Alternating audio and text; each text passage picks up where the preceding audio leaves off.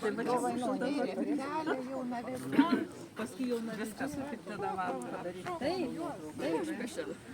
Bet kaip čia gražu. Seselė čia yra. O tai kur mano telefonas? Nu tai dabar norim pasakyti, kad šiandieną yra rugpjūčio 15 diena, tai yra paskutinė vasaros šventė.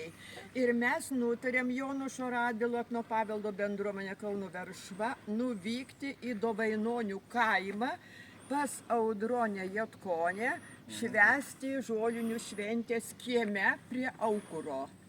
Ir mes čia visi turime susirinkti tuo šventės progą, nes tokia tradicija dar nuo senovės laikų, nuo Lados prieš istorinių laikų, kada žmonės būtinai per žolinę šventę susitikti vieni su kitais turėjo.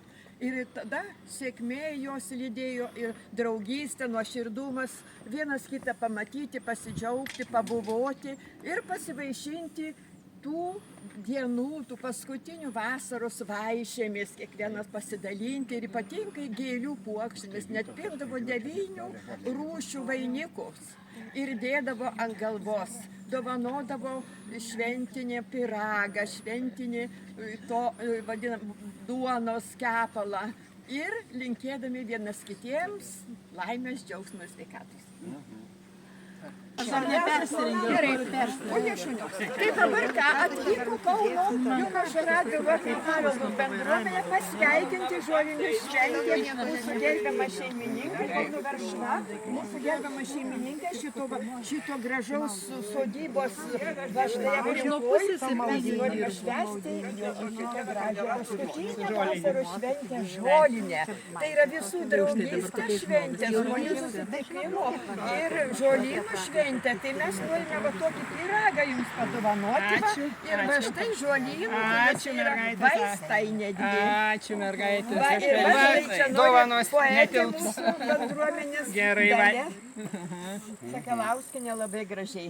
Na va, tai ačiū jums labai, kad mus pakvietėt čia, priimat va ir mes norime čia labai apsižiūrėti jūsų tą gražų sodo aplinką. Padarysim žolinių apeigą, kaip senovėje darydavo moteris. Nu gal neatsisakėte?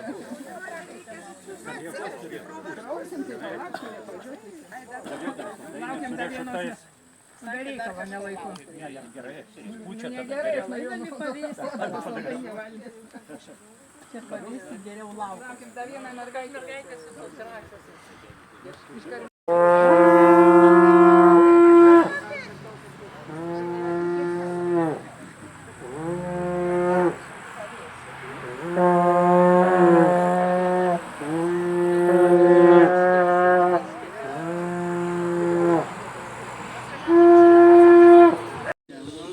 Iš toli važiavusi, iš arti atėjusių nelabai ralis, iš toli atvažiavę. Tai aišku, moteris į žolinių šventę susirinkom, ne? Ir darom viską pagal senuosius papročius.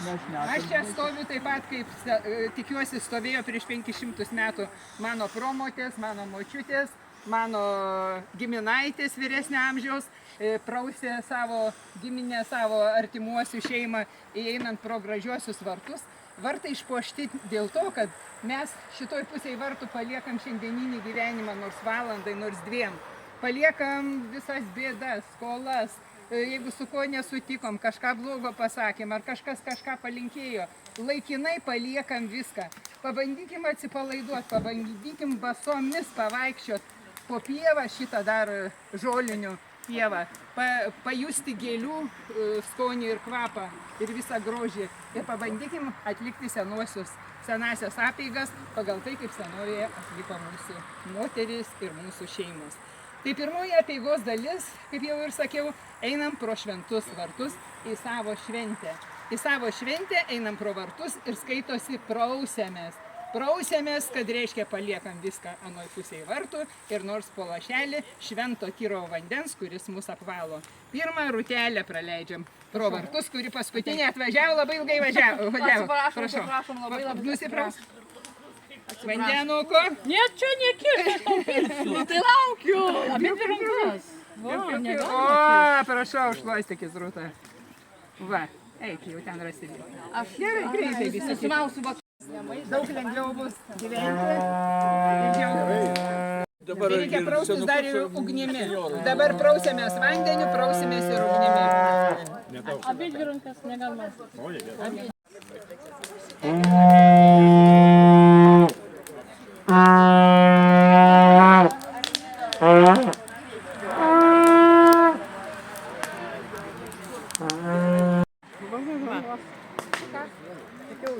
Nufotografuoti šitą ir pasižiūrėk. Gal būtinai reikia. Sveikinu visus susirinkusius čia, prie šventos aukuro ugnelės, prie ugnies, į mūsų šventą apeigą, į žolinės. Tikrai basos, švarios, linksmos ir laimingos turim būti šiandien. Aš tik tai primenu, nors visos mes žinom, ką reiškia žolinės ir žolinių šventė. Žolinės tai galbūt jau pati pirma rudens derliaus diena. Mes jau dėkojam už vasaros gėrybės. Kai mes dėkojam už uogas, už derlių, už dievus, už duoną.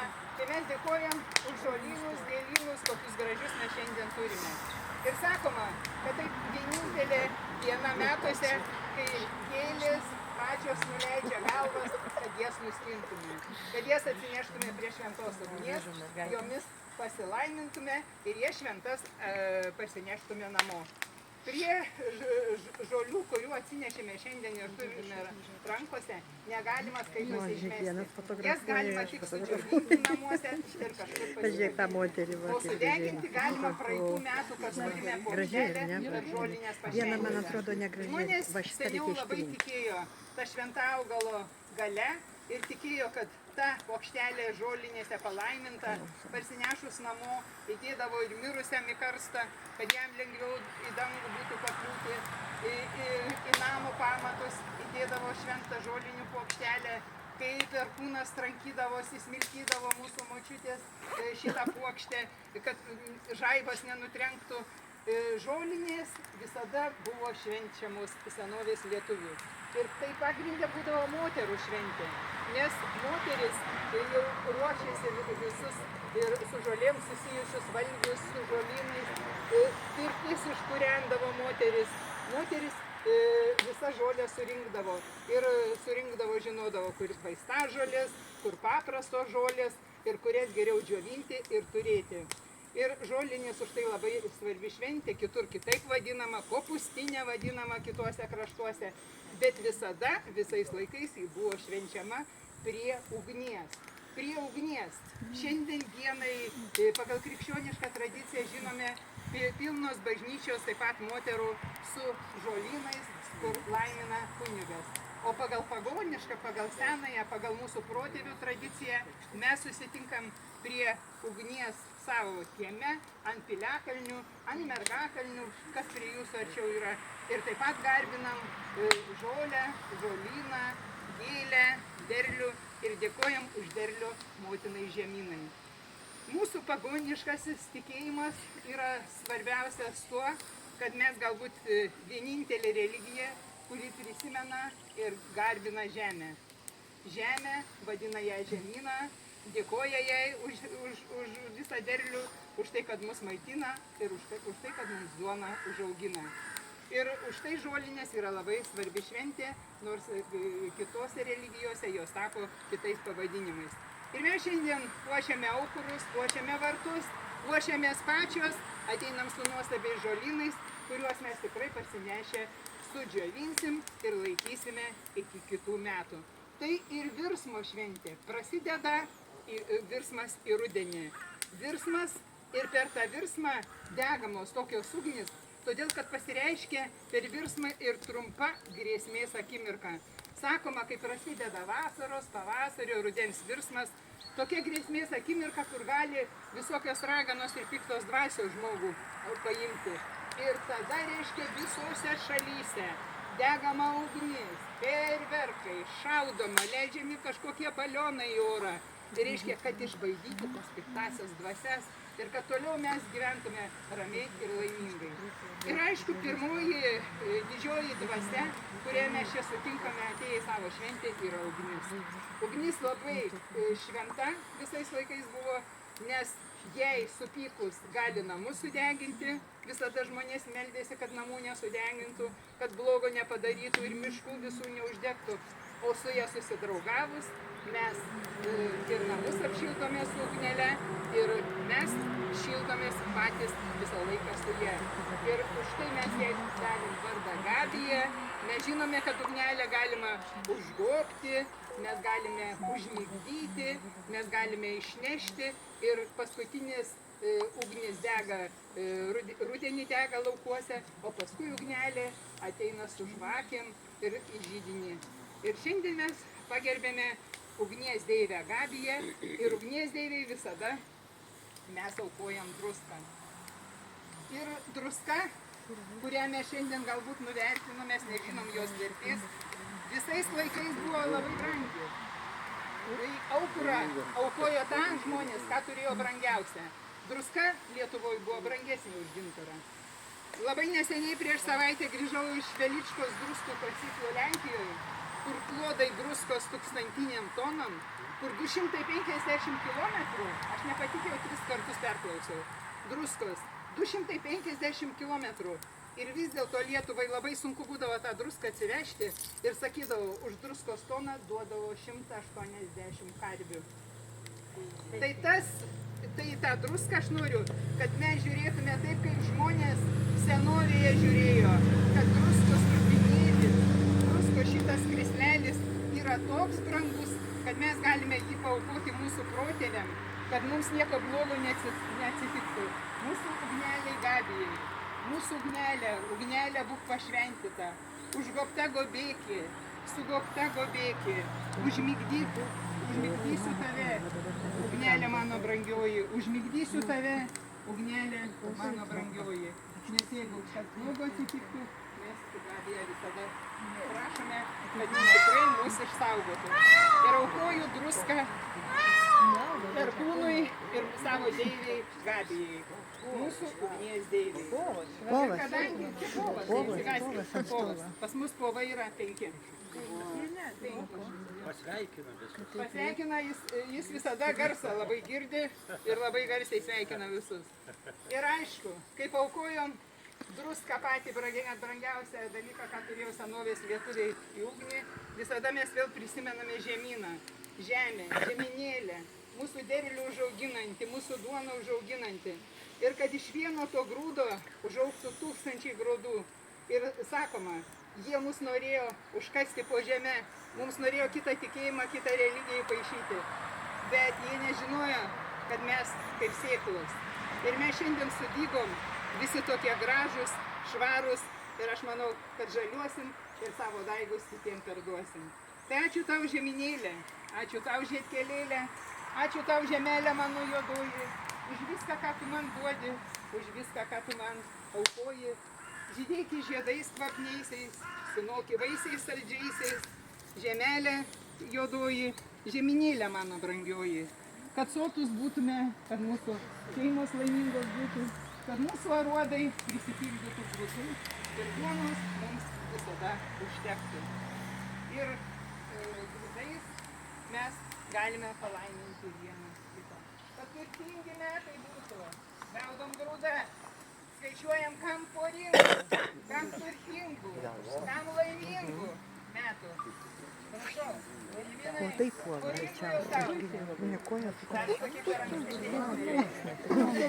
svajonė, aišku, neturėti šventos ugnelės ar mintyse iš tikrųjų išsakyti savo norą, išsakyti savo svajonę ir paaukoti grūdą. O kažkas gali suskaičiuoti, ar poringi metai bus. Labai daug skaičiavimo. Čia jo. Namie suskaičiuoti. Dar tik ant nosies, dar nėra. Ir kai mes paaukojam, kaip dabar, kūnas priima, jeigu bliksteli, tai priima.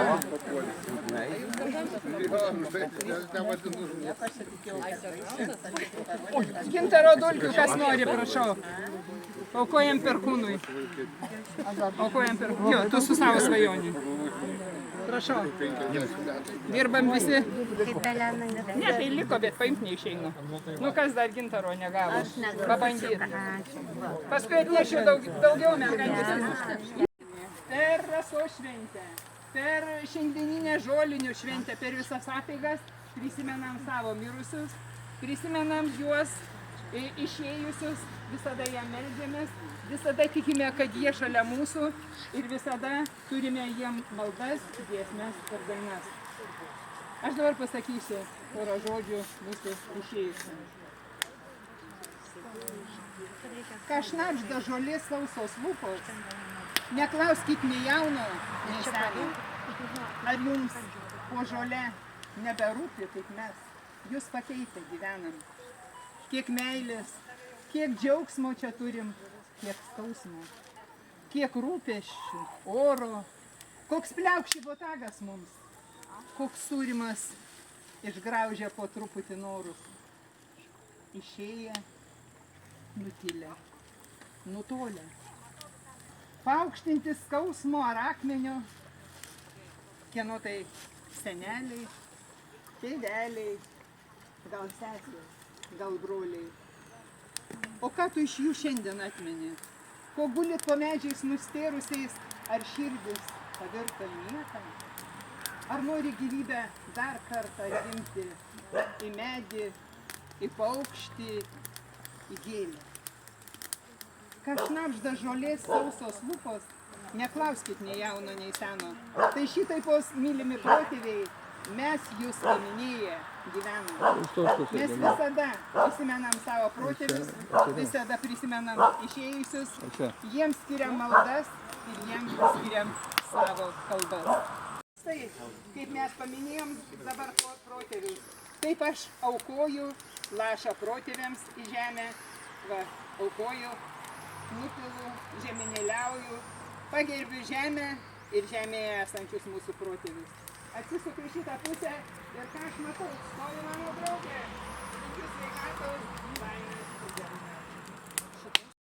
Visi, kas tik tai gaunat kaušą, galit vienas kitam sakyt, galit bendrai sakyt, mes visi čia stovim ir klausom stalo, prie aukurėlio.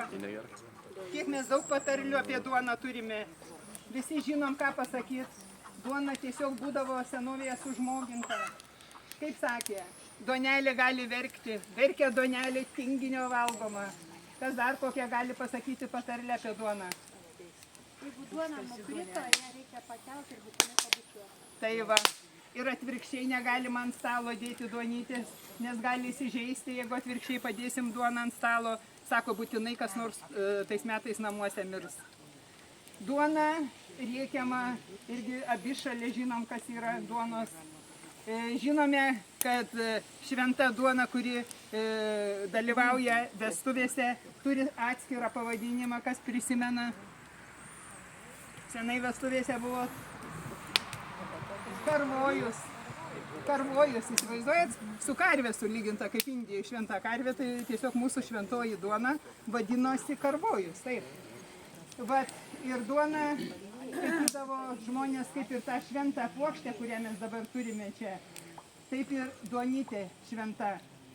Sūnų išeinant į karą, į rekrūtus, mama įdėdavo kriaukšlę duonos, įsukdavo gabaliuką, statydavo namą, į pamatus duonos gabalą įdėdavo šventą duoną, sutikdavo ir paleisdavo su duona.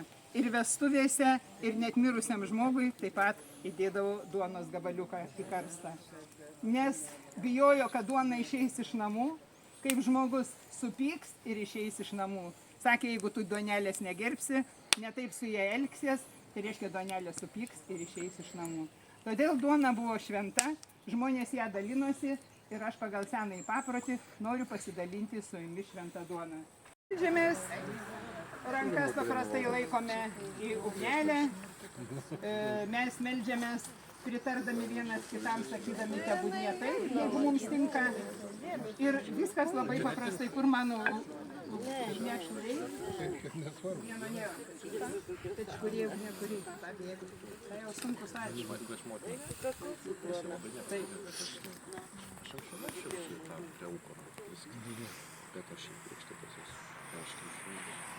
kad gerbčiau visus senus žmonės, savo tėvą ir motiną, o jeigu jų neturiu, jo ilsės vietose sodinčiau gėlės ir sidabražolės, nes kas negerbė senų žmonių, ta senatvėje ir pats laimės nesusilauks.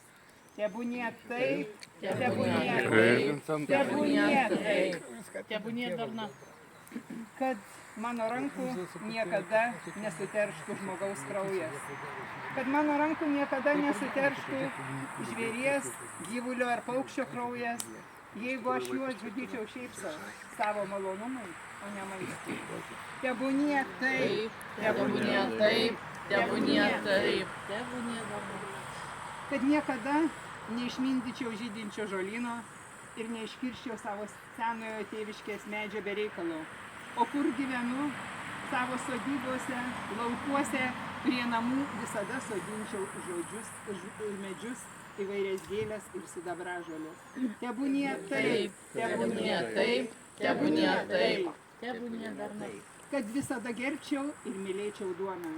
Jeigu nors gabalėlis nukris jo žemėn, kad pakelčiau, atsiprašyčiau, pabučiuočiau, nes jeigu turėsime duonos, būsime sveiki ir stiprūs savo gyvenime. Tebūnie taip, tebūnie taip, tebūnie taip. Būgna žemės garsas.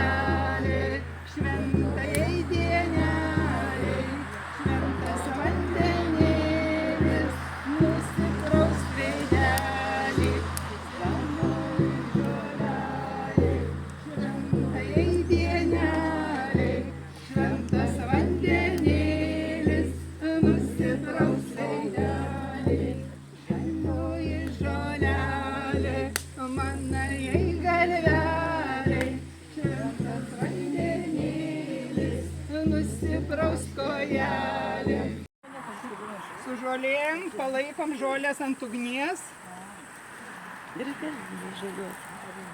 Palaikom ant ugnies, palaikom visą žolę, žolynus, galim tą pačią dainą.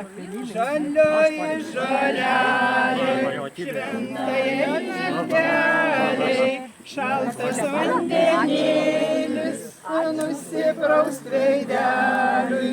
Žalioji žolelė, šventai naktelė, šventas vandenėlis, nusipraust kojelėms. Almantis miško šaltinis dar saugojo savo tyrumą. Senų medžių šventovėje gyvena protėvių dvasios. Takas į ten per tavo žmogaus širdį. Ar ją išgirsi? Ar savo dvasiai leisi virš kasdienybės pakilti? Į ten, kur vėjas medžių viršūnėmis vaikšto, kur saulė šviesa skverbės lyg pakloto miško žaliausios, kur kūnui suklusus, tavo ausys tylius žingsnius girdi, net vabalėlio, pačio mažiausio. Tada teiki žmogau į savo sielos šventovę, kad savy vėl atrastum tai, ką protėviai tau dovanojo, kas skubėdamas vytis rytojų, tu pamiršęs buvai ar pametęs dėl netikrų pranašų melų. Ateik, kad stiprybę savo surastum, seno ąžuolo galią pažinęs, priglus prie randuoto kamieno, jį rankomis apkabinęs, prakalbink senolį, jis didžią paslaptį žino. Kad žemėje būtų taika, ramybė, kad lietųsi didžiulė laimė, meilė tarp žmonių, tėvų, vaikų, anūkų. Visus juos jungia didžioji pasaulio paslaptis – meilė. Be meilės nebūtų ateities, be meilės praeitis būtų užmiršta, be meilės mes būtume gyvi lavonai. Meilės samprata. Meilė tai mūsų gyvenimo variklis. Be jos nebūtų egzistencinės prasmės. Meilė, lemties druska, tai buvimo vardiklis, jos išraiška, jausmai ir supratimų esmė. Meilė, tai jausmų ir būties eleksyras, tai tobula esybė išraiška laike. Meilė, tai būsimos kartos, jų perspektyvos, apglėbiančios viską, kas dora žmoguje. Meilė nesantaikos priešas, ramybės gynėja, jis skatina būti sąžiningais, dorais. Meilė žiedlapių svaigusis kvapas, idėjos, ji viso gyvenimo ritmo didžioji sklaida. Meilė atleidžia nusidėjėliui, priešui, ji tobula savaisiais jausmais, jų taurumu. Meilė kiekvieno asmens egzistencijos lašas, sugerianti viską, džiaugsmus ir skausmus galias. Vieni ją supranta kaip laimės eliksyrą, kitiems ji tarsi jausmų paukštė savajam inkile. Meilė ji moko, draudžia, rodo gyvenimo kryptį, tik ji ir yra tikroji gyvenimo varomoji jėga. Nekalta. Mes abu parišti, sužieduoti, mano vyras ir tavo žmona, nebegalim sau leisti pasvajoti. Nu, gausi. Susitikę jausmų, tik tai mus pakalbėjo. Nu tada man širdį neramu. Gal ne viskas pro šalį praėjo. Laiko ratai, atsukit metus, leiskit viską dar syk pakartoti. Sapnavau, jau nustojo lietus, vėl skubu į gyvenimo stotį. Mintinai sakydavau eilėraščius, bet kadangi mane pagavo netikėtai, tai bandau kažką atsiminti, žinokit, nes tikrai mintinai tai turbūt mažai ką žinau. Vienas tai būtų toks šiandieniniui kaimui, jeigu aš viską prisiminsiu gerai. Ar jūs matėte, kaip verkia namai, užkaltais ir daužytais langais, moteris lyg neiščia moteris, su nulūžusia vėtrų šaka. Ant palangės sudriskus lėlė ten pro langą į kelią vis žiūri, susipynė sesupos vaikai, o į šulinį krito kepurį. Vyšnios juodos, prisirpo visai, na nejaugi jau mūsų nereikia. Aš girdėjau, ką kalba namai, ir kiekvienas jau žiūrėjo. Čia mūsų tuštenčia kaimą.